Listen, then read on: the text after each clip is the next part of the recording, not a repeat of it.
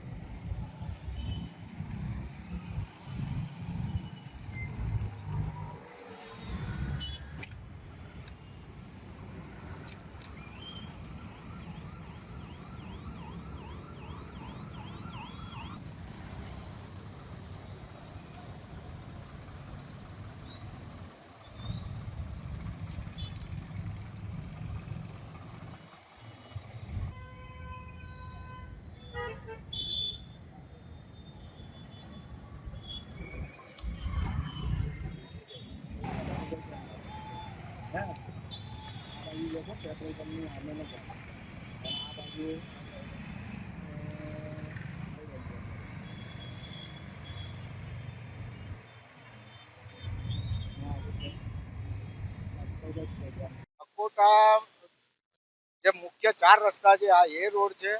આ રસ્તા ઉપર તમે અત્યારે જોઈ શકો છો કે કઈ પ્રકારના ખાડા છે।